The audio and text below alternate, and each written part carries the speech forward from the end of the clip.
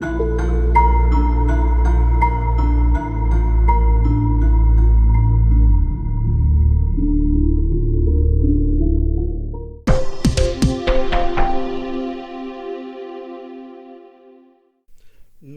it's time for your favorite tag team duo, Law and Hef.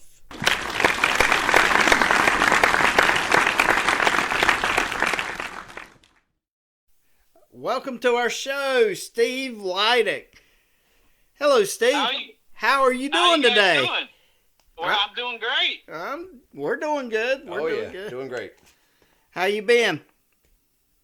Oh, I've been doing good. Been pretty busy doing my art. Oh, that's good. Just so everybody will know, this is Steve Lydic. And Steve, tell us a little bit about yourself. Well, I am a published comic book artist and colorist. I've worked on some IDW books and Aspen Comics. And, I got my own little live show every Sunday that I do my art.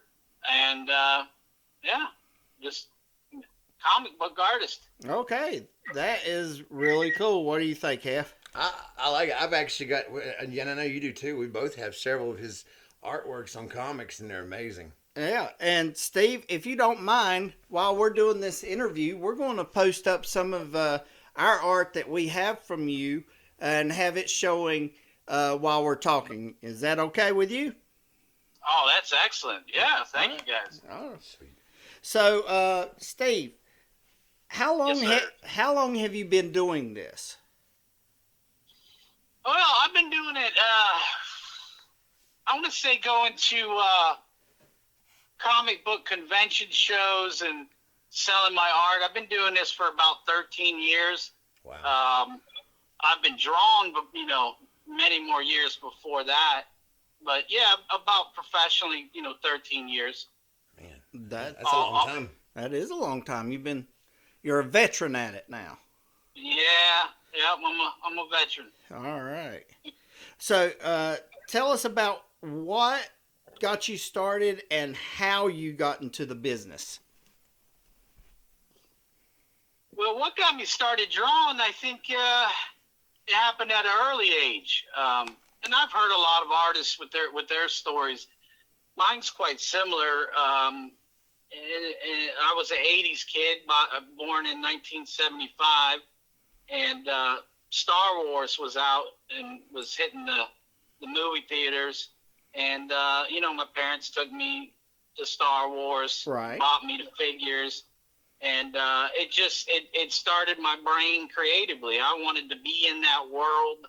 I wanted to participate in that world, and the easiest way I could find how to do that as a kid was mimic and draw, the characters and the spaceships and the story when I was a child. So I got crayons in my hand, and I'm just drawing whatever I could depict from the Star Wars saga, which we're talking about the first two movies at that time. Right. The best ones, Yeah, exactly, the best ones.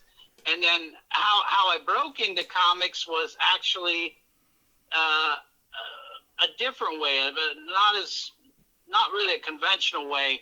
I got into the trading card sets, which was companies that were producing licensed materials like Marvel, DC, Star Wars, right. Walking Dead, and I gradually got on those sets where they're producing printed trading cards, but they would insert original artwork cards from various artists, and I was getting on those sets left and right, and that gave you a little bit of getting published and notoriety, right? And from there, that's kind of like how I got known in the business and got a little bit bigger. That is really cool. I didn't know that. I mean, I know you had drawn some cards, but I didn't know that that's how you got your start. That's really, really cool. Mm-hmm. Yeah. That's how I got it. And I've turned on some younger artists to that way. way. I've actually gotten them jobs and gotten them started in the trading card business. I think one of them's still working for some of the trading cards. That's cool. But I've turned that on to some other young artists as well. That's good. That's good. Yeah. Sharing throughout the community how to do it. That's really good. Well, and that's also what I hope comes from my show, my live show that I do. I can tell it inspires some artists, that come on there, but that is also the focus, to try and get people to, get inspired, to get their pens and pencils out, and maybe, to do some drawing. Right. Well, definitely with your color skills, you got me wanting to try. What are those markers called? The Copics. The Copic. I actually bought a set at one of the comic book conventions, and I've been playing around now, being colorblind, but being able to see how you color has helped me a lot with my coloring skills. So I really appreciate that, and watching your videos, that's done a lot for me. That's awesome to hear. Thank you for saying that. Thank you. But yeah, you got mad coloring skills, boss. Thank you. You've mentioned it a couple of times. You said that you have a Facebook channel. Tell us a little bit about that Facebook channel.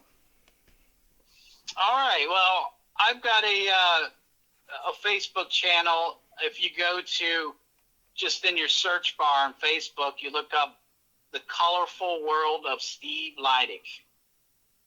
If you look that up, and then just join the page, our little group there, you'll see the live videos that I've done, and then I do that live video every Sunday at 5 p.m. Eastern. Okay. Yeah, and as they're saying, you usually do a giveaway and or several giveaways sometimes. Yeah. We try and enrich the show with giving back, some giveaways. I mean, that's also a part of it where, I talk to all kinds of collectors, at shows, and, not everybody has a ton of money, so that's why, our art should be enjoyed, not always purchased. So, we try to give away 2 giveaways on the show. We got a little goofy bingo ball system that my wife Maria runs, and we try to spread the love, through that bingo ball machine. Well, we love it. We love watching your show. And what all do you do on that show while you're because are you drawing for the people, coloring for the people? What are some of the things that you are providing for the people that are viewing your show? Well, the majority of it's coloring. The whole process takes a while. So if you're gonna do a piece, you're gonna pencil, ink it, and color it. It could take several hours to do. So I tried to eliminate it down to where, obviously, I'm a master of the coloring. So I get the penciling and inking done on every single piece that I'm going to give away, so that I can just do the colors and kind of engage that, which is a lot quicker for me in this very small time frame of a show. So I pretty much just focus on the coloring. But we took a small break for a couple of months, and prior to that break, I was kind of playing around with maybe doing more of like some pencil pieces and that kind of stuff on the show, which I may still do in the future, but yeah, it's mainly focused on the coloring. Right. And they also can purchase your art on the show too, right? Yeah. So we have a little segment in between the first giveaway and the second giveaway. We try and auction off a few pieces each week. Maybe like 3 or 4 pieces, something like in that area. Okay. That sounds pretty cool. So also you mentioned that you have some published work. Can you tell us about what they are and what you did, and just talk to us about some of your published work and who the company is that you did it for? So my first ever published work was for IDW, doing coloring a cover, which the fabulous, fantastic Jeff Edwards did the pencils and inks for of that cover. It was Transformers #1, and I got to color it. Now, the interesting thing about this is that most colorists today, they color everything in digital.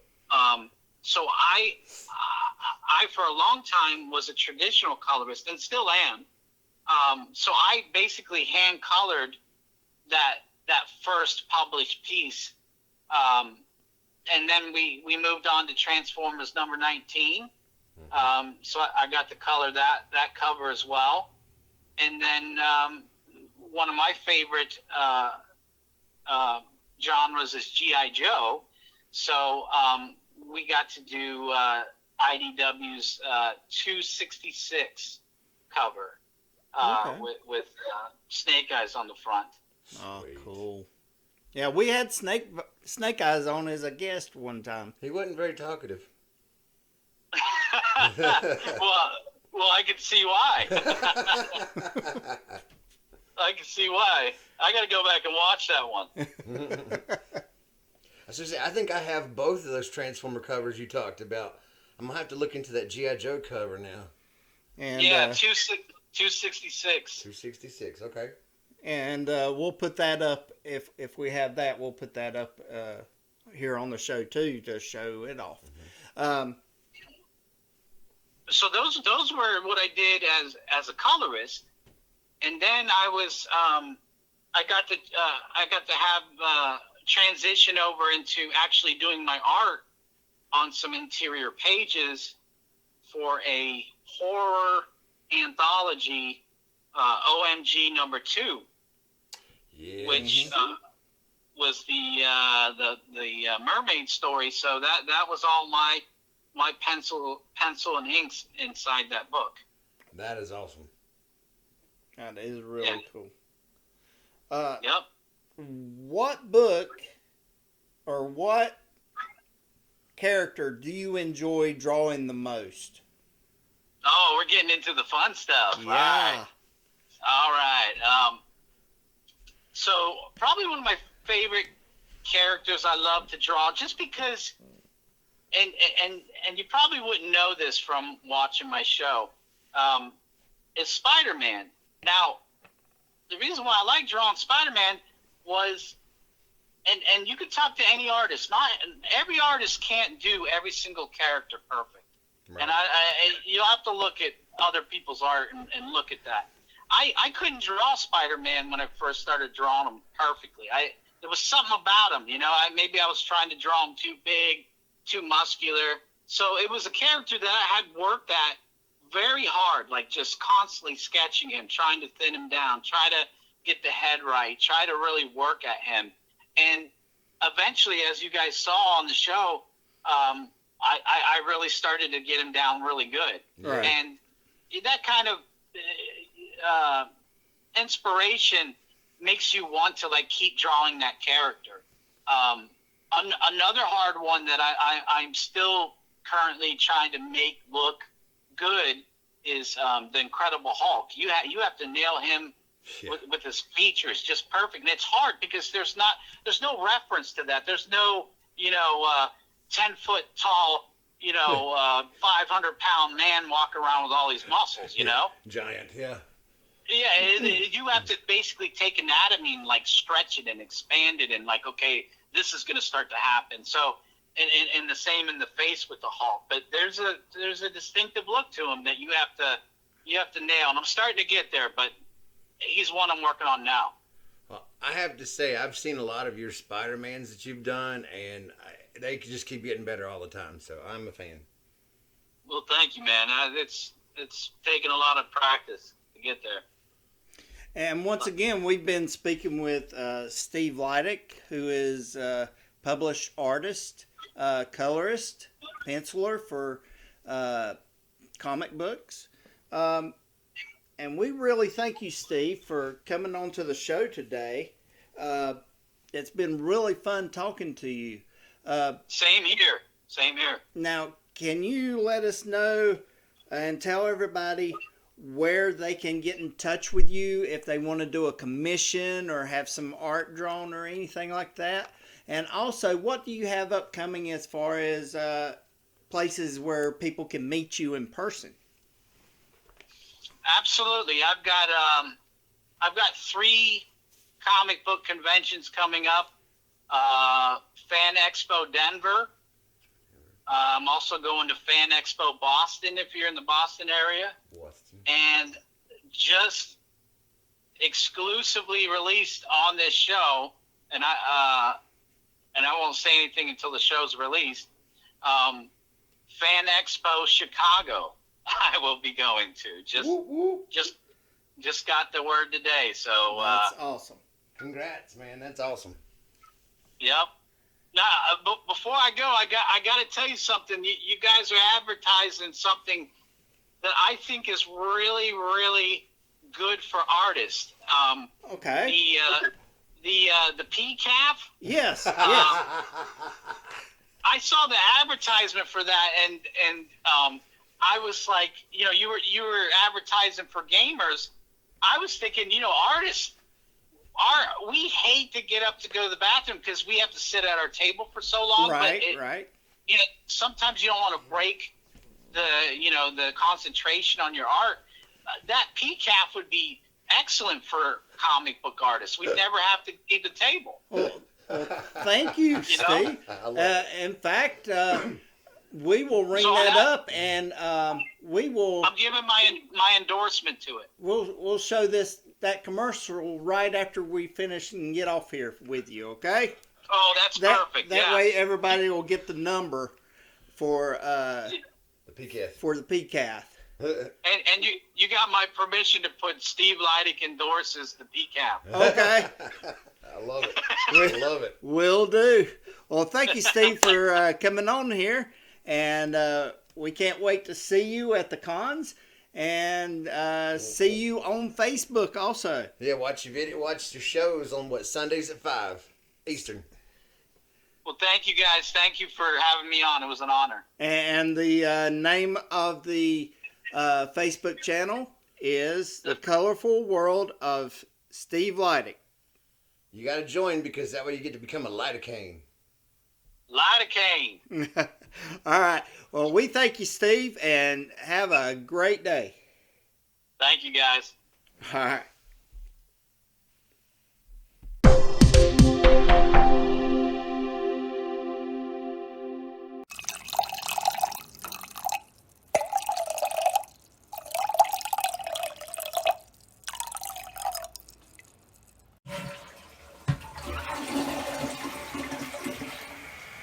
Oh.